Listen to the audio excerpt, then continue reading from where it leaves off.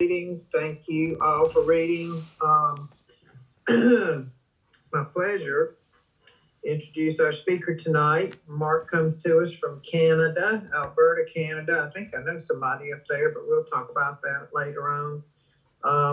We got a lot of good sobriety up there, if that's the case. I know. Glad to have you here, Mark. Come on and teach us tonight. Thank you for showing up. Recording in progress. Thank you, everybody. My name is Mark. I'm a recovered alcoholic. Hey, Mark. My sobriety date.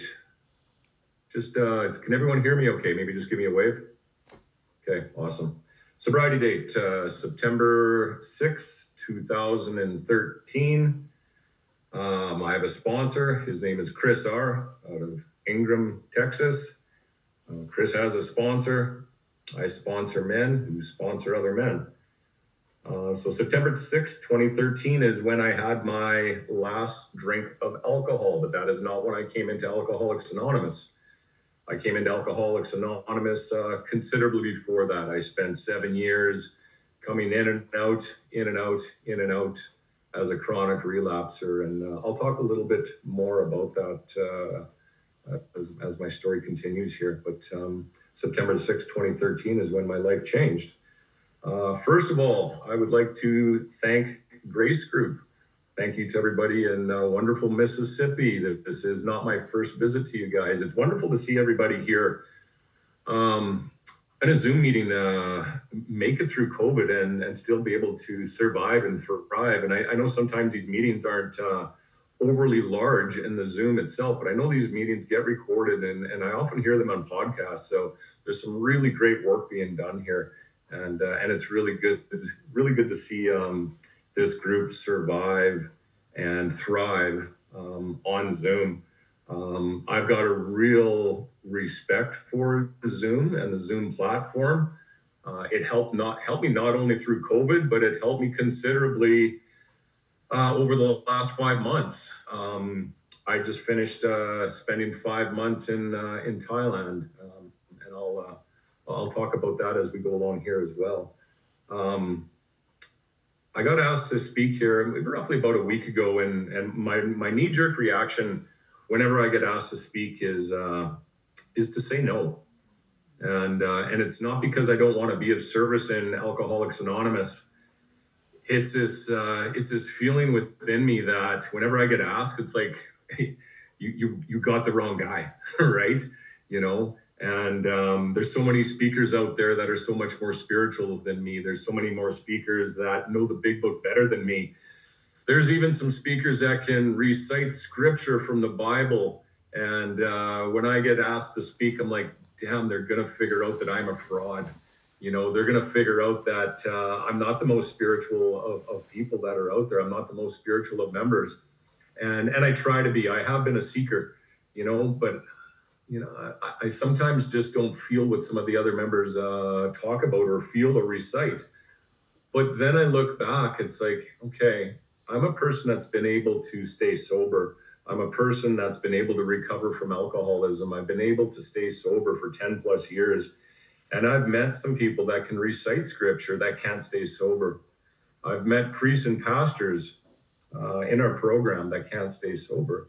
I've sponsored some of the children of these priests and pastors that can't stay sober. And I think we've got a program that was uniquely, a big book that was uniquely and God inspired to specifically help alcoholics. And I know it's been, you know, this big book has been spilled over to a lot of other fellowships as well. But it is an honor and a privilege to be here. I did mention before, I spent the last 5 months in Asia. Most of that time was in Thailand. Some of that time was in Cambodia. And in all honesty, I'm just in the process of getting reconnected. I think the spiritual melody came back a little bit while I was over there, and it wasn't because I wasn't attending meetings, and it wasn't because I wasn't connected. I went to a lot of meetings. I met some fantastic people. The program itself maybe wasn't quite as strong as the area that I typically spend my time in. I heard some one-liners that I flat out thought weren't being said anymore, and some of the stuff that did keep me sick in AA those first 7 years. But as much as anything, while I was in Thailand, is there wasn't any newcomers. In 5 months of going to meetings there was one newcomer, right? And that's been the platform for my recovery is working with other alcoholics, and again, I'll talk about that a little bit more as I get into my talk. But one of the real benefits of getting over there and spending 5 months away from my home group in Asia is I got my anonymity back. In my hometown, I sponsor a lot of men, who sponsor a lot of men, and sometimes you get put on a pedestal, and sometimes you become you think you become the power, and the ego can sometimes take over, and maybe you don't learn anything new. So as much as anything, I got my anonymity back, and it was really good for me. There was a lot of old-time sobriety there. If you were 10 to 15 years, you were the newcomer there. There was a lot of long-term sobriety. So that was good. I mean, the last thing I ever want to be is a big deal in Alcoholics Anonymous. It's not a good place to be, and it's not a good place to put any speaker, and I once heard being a big deal in Alcoholics Anonymous is like being voted most likely to succeed in your prison block. It's just not that big of a deal, right?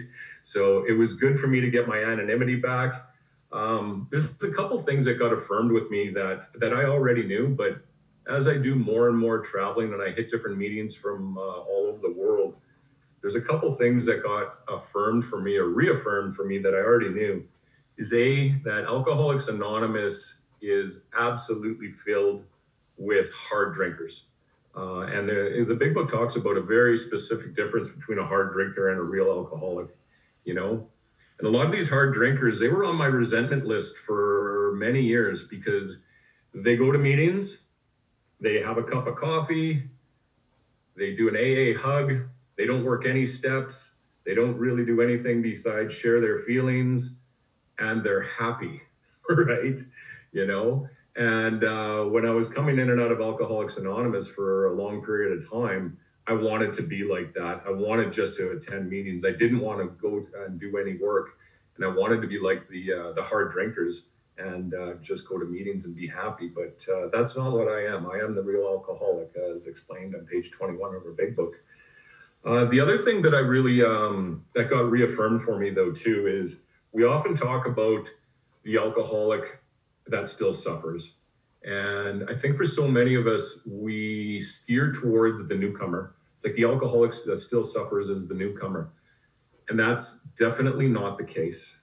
I've met many, many men and women that double-digit sobriety, 10 years, 15 years, 20 years, more than 20 years, that aren't doing okay. The spiritual malady is running amok, and I know many of them are contemplating suicide on a daily basis, right? So the alcoholic that still suffers is often the person that's been around Alcoholics Anonymous for a very, very long time.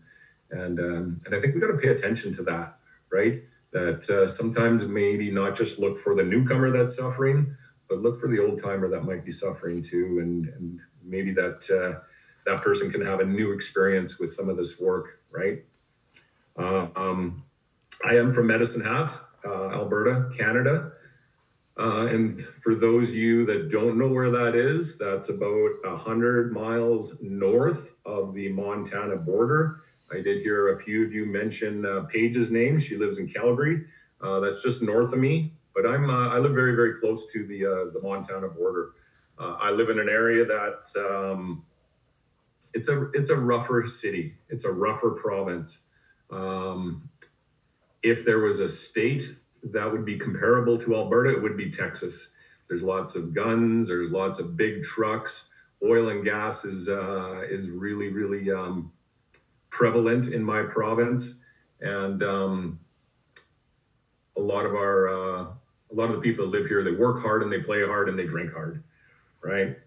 So I do want to touch on the big book here, there's some really cool information around the big book that I want to touch on. The big book just turned 85 years old on April the 10th. And the big book, the actual name of the big book is Alcoholics Anonymous. The short version of it has been renamed the big book. Turned 85 years, April the 10th. And I do want to share a little bit of information around the big book, because I think sometimes we don't realize just how important of a book that this is and just how widespread that it is. There's been 40 million copies of the big book that's been sold. It's been translated into 71 languages and has a presence in 107 countries. 227 anonymous fellowships have picked up the 12 steps and the 12 traditions. Don't get me to name them. I can name maybe 10, but I think that's absolutely amazing that there's been so many anonymous fellowships that have picked up the 12 steps and the 12 traditions, right? That each of them has a different problem that they're powerless over and who they carry the message to. But outside of that, it's the same pathway out. Named by Time Magazine as one of the most influential books written in English. The Library of Congress named this book as one of the books that helped shape America, and arguably the most important thing that happened in the 20th century. Millions of lives have been saved by not only the message in this big book, but the directions and the actions in this big book. And I have my big book here, and if you can see it, it's got some use. It's bound together by duct tape. It's old. It's falling apart. And I always make the joke that I spent $50,000 on this $10 big book. And what I mean by that is that $50,000 is what I spent trying not to be an Alcoholics Anonymous. Counselors, treatment centers, doctors, private coaches. Tony Robbins even got some of that money, right? So I spent a lot of money on my $10 big book. I paid for my membership here. You know, I paid for my seat in Alcoholics Anonymous. And I like to steer back that question to anyone that's listening here today is, what did your big book cost you? You know, and not just monetary, but in lost opportunities, in ended relationships, in illness, you know. This is an absolutely amazing and an exclusive membership. And I know I paid for my seat here, and I'm sure you did as well, you know, and I'm happy to be here. I started drinking at roughly about the age of 12. Like I said, I'm born in Medicine Hat, Alberta, Canada. My life on paper looked really, really good. I spent many years as a golf professional. I had a successful business, a real estate investor. I worked a number of years in the oil and gas industry. On the brochure, I looked really good, right? But there was an internal condition within me that I never quite felt right inside, you know.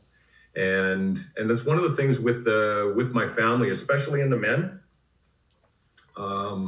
We bonded through drinking, whether it was us being on the golf course, whether it was us doing family gatherings. It's one of the big things, you know, not just within my family, but within the province and with a lot of the occupations that I had. We bonded through drinking, you know. That's how we showed love. We showed love through alcohol, you know. And there were some pockets even within my own province. There's a bit of a change now. I think the culture is changing. But I mean, if you didn't drink, you were shamed, right? You were pointed out. You were a loser. You were a pussy, and you were shamed as being weak, you know. And I think that culture is starting to change, and it is good to see. I'm not going to talk a whole pile about my war story. The war story, at least in my eyes, it's not the qualifying factor, and it's not the thing that makes me an alcoholic. If anything, I think a lot of these war stories, they don't bring us together.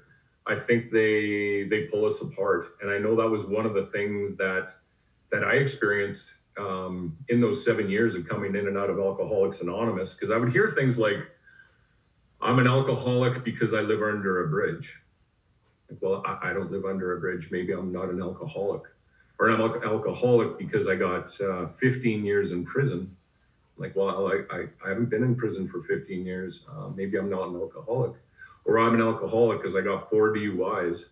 It's like, maybe I don't belong here, right? So I'm not going to talk too much about my war story. I might touch on a couple things a little bit on where my allergy took me. But personally, I don't think the war stories bring together. I think they pull us apart. And the things that do bring us together, and I want to talk a little bit about the illness of alcoholism tonight and how that relates to me. And what is the problem that I actually suffer from? Because I know that I spent many years with doctors and in treatment centers, and I've been diagnosed with ADHD and ADD and bipolar and manic and depressed and been given all the meds and you name it, right? And I remember going through the doctor's opinion, finally, with a qualified sponsor. And I just remember going through it and I'm like, just listening, I'm like, oh my God, it's like the gates of hell finally opened. I'm like, that's what I am, right? I'm not bipolar, I'm not depressed, I'm not crazy. And I know some other people suffer from other ailments, and I'm not trying to minimize that in any way, but it wasn't my experience, right? I remember going through the doctor's opinion with a qualified sponsor. I'm like, that's what I am, right? That is what I suffer from. And I suffer from a twofold illness. I've got, well, a threefold illness. I got 2 qualifying factors though. And the first thing is I got a physical allergy to alcohol, right? I process ethyl alcohol differently than the average person. When I add alcohol into my system has a abnormal reaction, right? How that looks like for me, and the big book calls it the phenomenon of craving. My understanding is they called it the phenomenon back in 1939 is because at the time they couldn't prove up metabolism. But apparently that there's been some really good studies that has now proved up this theory that at the time was called a phenomenon because they couldn't prove up metabolism. But I suffer from an illness where if I add alcohol to my system processes the ethyl alcohol differently than the average person, and I break out in a yearning for more alcohol. So how this looks like for me is my intent is to have 1 or 2 drinks, and I'll have 5, or I'll have 10, or I'll have 20, or I'll have 20 and call my dealer, go to a casino, might end up on an airplane, might be doing a whole pile of outside issues for days on end, peeking out the windows, seeing if the police are coming, right? And you may have already noticed I do have some outside issues in addition with the alcohol, right? But what ends up happening with me is my intent is to have 1 or 2, and I used to get the odd win when I was younger. But as I got a little bit older, I would put ethyl alcohol in my system, and I am no longer in control. The gorilla now has the wheel, and I don't know what we're going to do that night. I have now become a passenger, right? I am not sure if we're going to go from hours on end. I am not going to sure if I'm going to be peeking out my window by myself, or if I'm going to be in some sort of a bizarre escapade, right? I don't know. But the thing is, if this was just purely a 1-part problem, the big book would just be 1 line: just don't drink, cut it out, stop, right? No different than if I had an allergy to peanuts or an allergy to strawberries. Real simple solution: cut it out, just stop, right? I wouldn't be trying to figure out changing my brands of strawberries. I wouldn't be just tapering down on my strawberries. I wouldn't just be having strawberries on the weekend, right? If I know that I have an abnormal reaction and bad stuff happens, I cut it out, which takes me to the second problem of our illness and where the main problem arises. The main problem centers in the mind and not the body, right? And it's like a strange mental blank spot. It's like a sober blackout. I can't bring into my consciousness with sufficient force the memory and the suffering, or even a week or a month ago. So what that looks like for me is I'll just finish a run. maybe days on end, right? And I'll wake up on a Sunday or on a Monday full of shame, full of guilt, full of remorse, and then that firm resolution. It's like, I am never, ever, ever going to do that again. And I mean it. That's the thing. I am not lying in that moment. If you hook me up to a polygraph test in that moment, I'm telling the truth, right? The thing is, sometimes even with later that day, sometimes the following day, I have that strange mental blank spot. I have that sober blackout, and I find myself doing it again, you know? And that's the thing, is if somebody says to me that I decided to stop drinking, I quit drinking based on my own willpower, that's a qualifying factor. It's like, okay, congratulations, wonderful, good for you, but by definition, you're not an alcoholic, right? By definition, you chose to quit on your own. You don't, frankly, you actually don't even really need to be an Alcoholics Anonymous, right?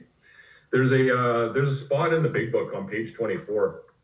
My sponsor refers to this as the secret handshake of Alcoholics Anonymous, and it really sums up the mental obsession. And it's in italics, and I was told long ago, if something's in italics, to pay special attention to it. The fact is that most alcoholics, for reasons yet obscure, have lost the power of choice in drink. Our so-called willpower becomes practically non-existent. We are unable at certain times to bring into our consciousness with sufficient force the memory and the suffering and humiliation of even a week or a month ago. We are without defense against the first drink. So my sponsor calls that the secret handshake of Alcoholics Anonymous, and that truly sums up the mental obsession for me, right?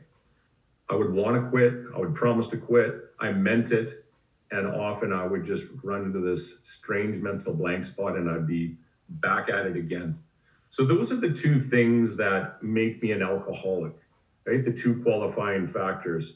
I have a physical allergy to alcohol. I have a mental obsession that keeps me coming back to alcohol. But the third part of the illness, and this is not a qualifying factor, right? I've got two qualifying factors. It's allergy and obsession. The third part is a spiritual malady. And the spiritual malady is not owned by alcoholics, right? This is part of the human condition. And that's why I don't use this as a qualifying factor, because there's a lot of people that might be depressed or have some other things going on in their life that suffer from the spiritual malady. And what I mean by this is that's how I feel when I am not drinking, right? I started drinking at the age, I think it was right around 11 or 12 years old. If I think back, I probably needed one when I was 6, because that's about how far back I can remember when I didn't feel okay inside. I felt lonely in groups of people. I felt lonely in family gatherings. I didn't feel like I fit in anywhere. No matter what I accomplished, no matter what I did, it was never enough, and I always felt alone. Alcohol treated my alcoholism. Alcohol took that all away. Alcohol made me better for a period of time. Alcohol made me better until it quit working, right? It took away the fear. I was not afraid to talk to women. I was not afraid to fight. I was better in business, you know? But there becomes this tipping point where it's no longer working for me. And that's when things got really dark and really crazy. And it was like a state of purgatory when I knew that I couldn't drink anymore, but I also knew that I couldn't not drink anymore. But there was, my sponsors always taught me to turn statements into questions in regards to the spiritual malady or a number of different things in the big book. And he asked me a few questions, and they were the bedevilments over on page 52. And he said, were you having trouble in personal relationships? I'm like, yeah. Were you having trouble controlling your personal nature or your emotional nature? I'm like, yeah. Were you prey to misery and depression? Like, yeah. Were you having trouble making a living? Yeah. Did you have a feeling of uselessness? Yes. Were you full of fear? Yes. Were you unhappy? Yes. Were you having trouble being of real help to other people? Yeah. Right? That's what alcohol treated. Alcohol made me feel better until it quit working. That's how I feel in a sober state. And this is the part that I think it's overlooked a lot. And it's really that second part of step one, right? We're powerless over alcohol and our lives have become unmanageable. This unmanageability, that second part of step one, at least in my eyes, has absolutely nothing to do with the outside world. It has nothing to do with how much money you've got. It has nothing to do with if you're in a wonderful relationship or not. It has to do with how you feel on the inside in a sober state. And I think that's why hitting bottom is the same for everybody. That's why I think the spiritual malady is the same for everybody, whether you're wealthy or whether you're on the streets, right? If this thing was just purely about money, we wouldn't have so many millionaires contemplating suicide on a daily basis, you know? So those are my three qualifying factors, or two qualifying factors. I'm going to just quickly read one other part about the spiritual malady. It's from this article called The Missing Link, The Spiritual Malady. And I'm just going to read something on it. And if anyone wants a copy of this full article, feel free to just get a hold of the chairperson here and I can send it to you. But what is the driving force of the symptoms described above? On page 62, text explains that selfishness, self-centeredness, that we think is the root of our troubles. This selfishness, self-centeredness, or the ego, as some people refer to it, drives us to respond to life situations and the above symptoms, as well as disorders and addictions other than alcoholism. If the selfishness, self-centeredness continues to manifest in an alcoholic's life, even in someone who is not drinking and continues to attend meetings, and the ego is not smashed and re-smashed by continuous application of all 12 steps, the sober or just not drinking alcoholic is sure to drink again eventually, or even worse, continue to live miserably, being undrunk, better known as a dry drunk. This is why we see people with 10 years in AA or more wind up in mental institutions and they haven't had a drop to drink. You see, if I continue to act out with selfish, self-centered, ego-driven behaviors, I will continue to experience the symptoms of the spiritual malady. So what do I do about the spiritual malady, right? So that brings me to the three-part solution, right? We have a common problem and we have a common solution. And that was the other thing in my 7 years of being in and out of Alcoholics Anonymous.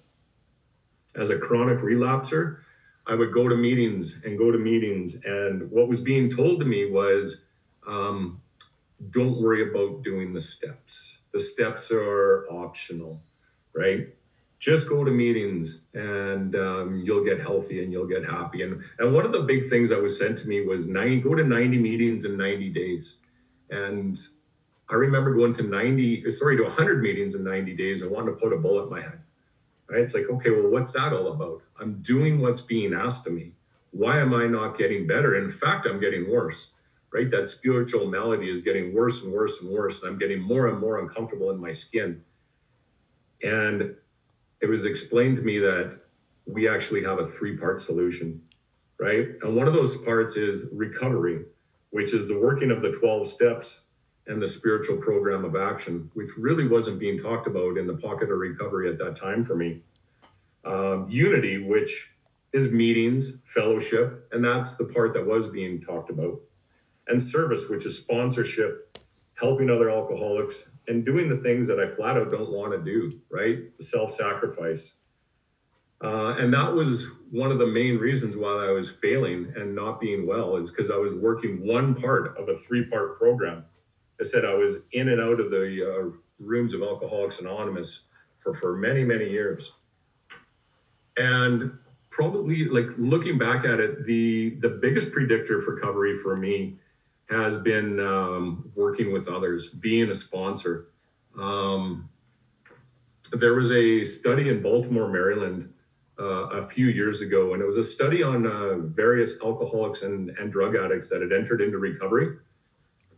And they split the group into three groups. And one group was a group that just went to meetings. And they studied on their recovery rates, and no big surprise, those recovery rates sucked. The second group was a group that went to meetings, got a sponsor, and did the steps. Now, I would have thought that that group would have had outstanding recovery. While it was better than the original group, the first group, it really wasn't that much better. The third group was a group that went to meetings, got a sponsor, did the steps, and became sponsors. That group had a 75% recovery rate, and that reconciles with the forward to the second edition, where it talks about 50% got sober at once and 25% after a few relapses, right? And for me, that's where the magic in this program is, the magic of working with other alcoholics. And part of the reason why, I got a little disconnected while I was over in Thailand, because there was such a lack of newcomers. And thank goodness for forums like Zoom, where I was actually able to work with some of the men back home, so I could still have that one-on-one work with other alcoholics. But here's what it says in our big book. 120 times in the big book, it talks about working with others. Over and over and over again, it talks about working with others, right? And, one of the things that I would often hear about or hear in our rooms is I'm powerless. I'm powerless over people, places, and things. When I'm working 3 parts of this program, I am absolutely not powerless over people, places, and things. That's treatment center talk, and that's not from our literature. In our big book, it uses the word powerless once, and it's in past tense. 80 times it talks about power, right? Getting power. Now, I don't have control over people, places, and things, but I am not powerless. I can go and walk earth a free person. I can do what I want to do. The people that are in my life are by choice, right? I am not powerless. But how do I get that power? In particular for me, it's working one-on-one with other alcoholics, right? So when I need power, or if I'm feeling blocked from the power of God, my go-to is always finding another alcoholic to work with, right? How am I doing for time here? I'm going to talk just a little bit about hitting my bottom. So I was in and out of Alcoholics Anonymous for a number of years, but I hit my external bottom in my 30s. And what I mean by my external bottom is I was broke. I was living in my friend's basement on a blow-up mattress. A girl had just left me. I was not doing well, right, in many ways on the outside, but I had a case of the if-onlys. If only I could just get that girl. If only I could just get that truck. If only if I could just get that house. If only I could just have so much money, right? And through some hard work, a change of career, and maybe a little bit of good luck, I got everything that was in my if-onlys. I got everything that society told me I ever wanted or needed. And that's when I hit my true bottom. I was in Maui. I was with a beautiful woman. I had everything I thought I ever wanted, right? I had a number of rental properties, a beautiful woman, some money in the bank, a nice house, a nice truck. I had everything society told me I ever wanted or needed. And I remember looking in the mirror and I'm like, crap, it's still there, right? That spiritual melody, that's uncomfortable feeling in my sober state. For me, that was significantly worse than my outside bottom, my material bottom, my external bottom, right? This is a bottom which was like, what do I do now? And at that time, things started getting worse and worse and worse. I could not stop drinking. And only even worse, when I wasn't drinking, I had these feelings of impending doom. And I think with everybody, they have a defining moment within seconds and inches where your life changes forever. Whether somebody might walk into your meeting, you might have you turn left instead of turning right. Somebody might wander into your treatment center and speak. But something happens in most people that I've ever talked to that have any kind of lengthy recovery that changed their life forever. And like I said, I'd hit my my spiritual bottom. I was not doing well whatsoever. And I just remember starting to do the Lord's Prayer, right? Because I thought I had these feelings of impending doom. And I thought I was going to die every minute of every day for a matter of almost a month. And I did not know what was going on to me. And I remember going to the doctors and getting this blood work done, and they're going, "You're fine," right? And I'm like, "I'm not fine." I didn't know what was going on. But I remember starting to do the Lord's Prayer because I thought that, well, maybe I should hedge my bets here just in case something's on the other side, right? And what had happened to me is I started to do the Lord's Prayer, and I found an online meeting of Alcoholics Anonymous that was like no other meeting that I've ever experienced before. This is before Zoom was cool, right? This is before online meetings were popular. And it was just purely a chance meeting that I had run into this online group. And it was a hardcore group of fundamentalists that cared more about my life than my feelings. And they assigned me a sponsor as soon as I got there. And if I didn't like it, get out, right? And of course, I was offended because I'm easily offended. I'm an alcoholic, but I was also intrigued and I was also desperate. And I got assigned a sponsor that day. And I started to work the steps that day. And my life changed dramatically quickly. You know, that was one of the things that I was told is take your time to work the steps. Take your time to work the steps. Well, we did the steps with this group in approximately 2 to 3 weeks. And my life had changed dramatically. And I remember the sponsor that I had worked with, and it was a female out of New York, and she hammered home the absolute necessity of working with others, not when I'm feeling well, in particular when I'm not feeling good, in particular when the spiritual malady is running amok, right? And that's one of the paradoxes in this program is I don't go and work with others when I feel better. I feel better by working with other alcoholics, right? And the pocket of recovery that I was in my city at the time, the sponsor was like a life coach. Come to me with all your problems. It was a little bit sick and it was a little bit codependent, right? You know, you'd even call your sponsor to see if it was okay to date somebody, or they might even pick your colored socks out in the morning, you know. But I remember going to my this sponsor that I had in New York. Her name was Anne, and it was usually relationship drama that I would go with her with, right? It's like, you know, my sponsor will figure out this drama for me, this relationship drama, because that's typically where I get the most twisted up in recovery over. And she would always say the same thing to me. Did you work with another alcoholic today?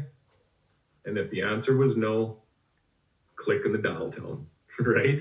So it taught me, and I don't do that with the people that I sponsor yet, right? But I may get there, because what it taught me is I was a brilliant manipulator. I was a brilliant liar, and I was absolutely attached in the bondage of self. You know, poor me, poor me, poor me. And what it taught me is my pathway out of this is working with other alcoholics. I need long breaks from me. I wake up thinking about me. I think about me all during the day, and I go to bed thinking about me, right? The best way for me to get away from me is to shelve me, put my problems off to the side, and go work with another alcoholic, right? And not to be attached to the results. You know, some are going to get it and some are not going to get it, right? And that was and that's been an amazing thing that's worked for me even to this day. You know, that's my go-to. Prayer's good, meditation's good, meetings are good, inventory is good, making amends is good, but nothing will ensure immunity than intensive work with another alcoholic. It works when everything else fails, and that is still my go-to, right? What are we at here for time? So I'm just going to quickly talk about what my life is like now. My life has got purpose. My life has got meaning. I've been able to watch a fellowship grow up around me in my hometown. Right? It's been absolutely amazing to see. I've got friends from all over the world thanks to the fellowship and thanks to the Zoom. And it's just an absolutely amazing place that I can travel anywhere in this world and be part of this, the greatest show on earth, right? That I can go online and find a meeting, usually within a few hours and within a few miles, right? An absolutely amazing worldwide fellowship that I can stay connected no matter where I am. I can walk earth a free person. I can travel. I can do things. The big book's very, very clear that we don't have to hide in our basements. And I don't think that's why God got me sober, is to hide in my basement with this big, long trigger list, My main trigger was oxygen. As long as I was breathing, I was triggered, right? And that's one of the things my sponsors taught me is trigger is the name of a horse and it's dead, right? You got a good, solid program. You can walk earth a free person. You can do things. You can go have a cool and amazing life. But I have to be centered in the middle of the circle and the triangle. And if the spiritual malady starts to come back, and if I start getting a little bit twisted up in my skin, it's usually one part of that circle and the triangle that I'm not working, and I can get reconnected and I can get back connected, But as much as anything, recovery is easy when things are awesome. Recovery is easy if I'm making money in an awesome relationship, but what are you going to do when someone dies? What are you going to do when he leaves or she leaves or the divorce happens, right? Or there's illness. This is what this program has taught me is, I can be recovered alcoholic even when things are bad. I can be removed from the obsession to drink even when things are bad, not just when things are good. And I remember when, for me, it was years 2 and 4 in sobriety. My mom had died. My father had died. I had a number of different family members die, and while I was absolutely devastated and I was absolutely sad, and it was one of the worst things that I've ever gone through, I can say that not once did the obsession ever come back, and this is what this program gives me. It's a program not just for when things are awesome. It's a program for living that I can go through the horrible, ugly times with an element of grace and an element of dignity, right? I'm going to just finish with we're getting a little bit close to the hour here. I'm going to finish with a poem. And I'm quite honest about it. I'm one of those the people that have struggled with the concept of God. I've tried, right? And I've done a number of things to get connected and stay connected. But this poem was a game changer for me. And it's still one that really makes sense to me because I often hear the God of my understanding, but for me, it's the God of my experience. I think for me, at least, God is too big for me to ever understand, right? But I would choose to experience God through other people. And this poem really helped put things into perspective. It is from Tom B. Jr. He's passed on now. The journey of life is a search for home and God, but in order to find either, we must follow a good path, which may for a time seem to be an indirect route. Yet even though the route may seem indirect, it is the most direct. Confusing? Perhaps I can clarify by sharing something I once read or heard. I sought my soul eluded me. I sought my God I could not see. I sought my brother, and I found all three. And so it is. When we seek each other, we find God. Seeking and loving others brings us into the presence of the Almighty. This is why all good highways home deliberately move us into the direction of our fellows. Thank you, everybody.